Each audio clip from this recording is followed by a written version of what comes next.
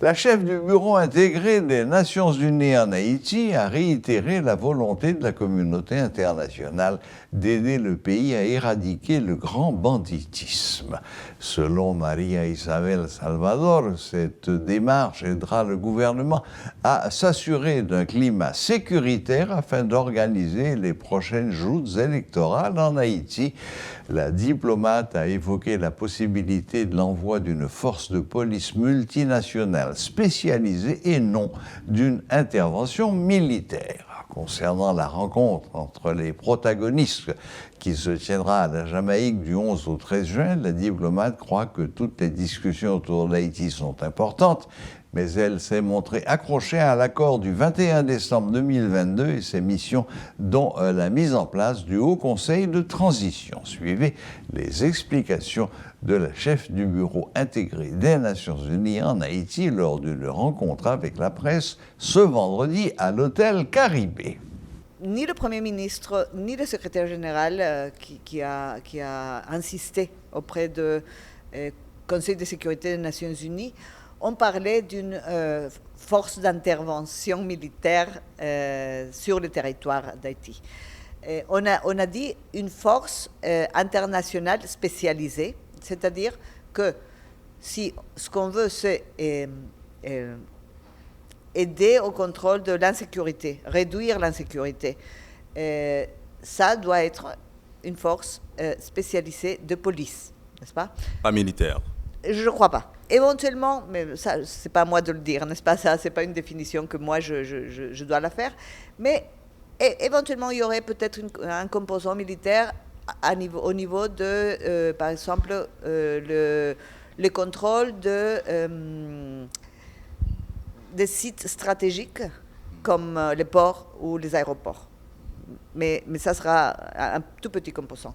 Et je pense que ce qui est plus important, c'est une présence spécialisée des polices qui permettent à la police nationale haïtienne aussi de se dégager de certaines autres activités et que la police puisse se concentrer sur le contrôle des gangs, n'est-ce pas?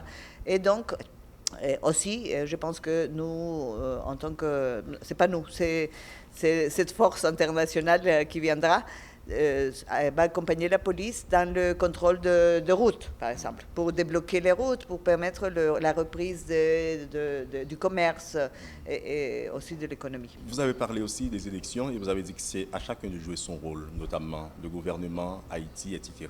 En ce qui a trait d'abord au processus, mais aussi au calendrier à définir. Oui.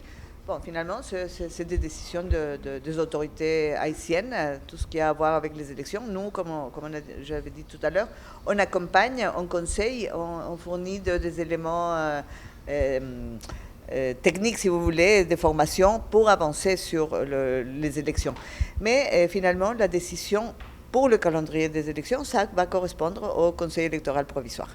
Une fois que ça soit établi, ça va aller vite. Hein? Donc pour moi, c'est très important que le gouvernement et le HCT puissent finaliser ce procès et dessiner, je pense qu'il s'agit de 9 membres du CEP. Et à ce moment-là, une fois établi, le CEP sera... lui, je ne sais pas si on dit comme ça, oui. Donc le CEP qui établira les calendriers et à ce moment-là, on pourra savoir quand est-ce que ces élections vont se tenir. Mais pour arriver à ça, il faut absolument que la situation de sécurité soit contrôlée, soit stabilisée, n'est-ce pas?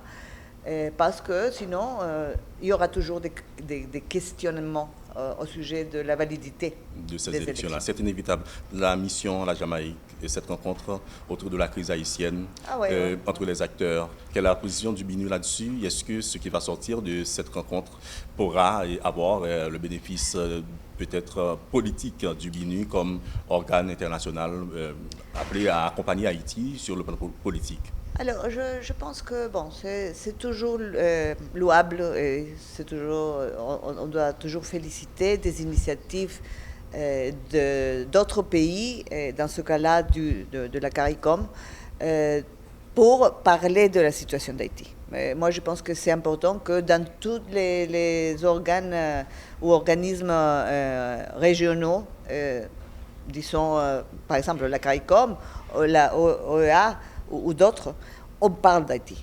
Hein. Mais finalement, les décisions au sujet de ce qui va se passer, ça correspond aux Haïtiens, n'est-ce pas? C'est bien qu'on parle, qu'on soit attentif à ce qui arrive et qu'éventuellement on puisse contribuer d'une façon concrète à des discussions, n'est-ce pas?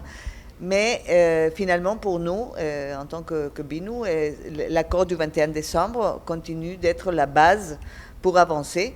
Et je pense que c'est clair qu'il y a eu des avances là-dessus. Vous vous rappelez, le 23 et 24 mai, il y a eu la table ronde convoquée par le HCT, le gouvernement aussi.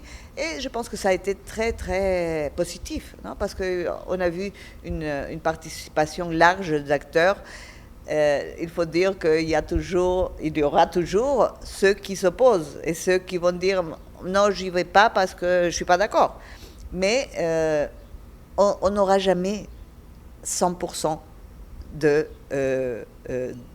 consensus, n'est-ce pas? Ça va jamais arriver.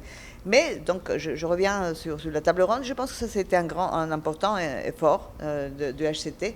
Les résultats sont intéressants. Cette déclaration est très intéressante parce qu'on a vu exactement les thèmes qui préoccupent aux acteurs du pays.